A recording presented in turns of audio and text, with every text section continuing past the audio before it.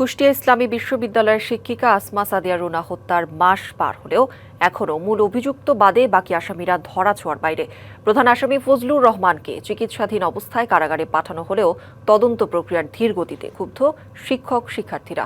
৪ March নিজ বিভাগীয় কক্ষে হত্যা করা হয় সমাজ কল্যাণ বিভাগের সভাপতি ও সহকারী অধ্যাপক আসমা সাদিয়া রুনাকে।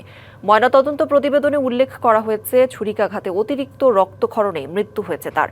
ঘটনার হোতা হিসেবে চিহ্নিত করা হয় ওই বিভাগেরই সাবেক কর্মচারী ফজলুর রহমানকে। আত্মহত্যার নাটক সাজিয়ে হাসপাতালে আইসিইউতে কাটানোর পর ১ এপ্রিল তাকে কারাগারে পাঠায় পুলিশ। হত্যায় সংশ্লিষ্টতার অভিযোগে ইতোমধ্যে ২ জন অধ্যাপক এবং ১ জন কর্মকর্তাকে সাময়িকভাবে বরখাস্ত করা হয়েছে।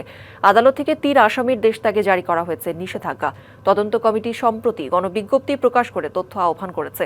তবে এখনও প্রভাবশালী চক্রটি ধরাছোঁয়ার বাইরে থাকায় ক্ষোভ জানিয়ে ঘটনার সুষ্ঠু তদন্ত এবং বিচারের দাবি শিক্ষার্থী সহ সবার। তবে পুলিশ বলছে মামলার তদন্ত কার্যক্রম চলছে। একজন বিভাগীয় প্রধান হত্যা হয়েছে, ওনার পরিবার থেকে যাদের কথা বলা হয়েছে তাদেরকে এখনো গ্রেপ্তার দেখানো হচ্ছে না।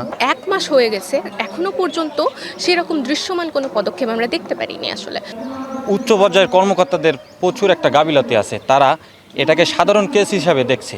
সরকার একটা বিশ্বজিৎ সরকার এবং শ্যামসুন্দর সরকার, ওদেরকে দ্রুত যেন গ্রেপ্তার করা হয়। যে মূল আসামি নিজেও আহত হয়েছিলেন, ডাক্তার তাকে ফিট ঘোষণা করলে তাকে বিজ্ঞ আদালতে সোপর্দ করা হয়েছে।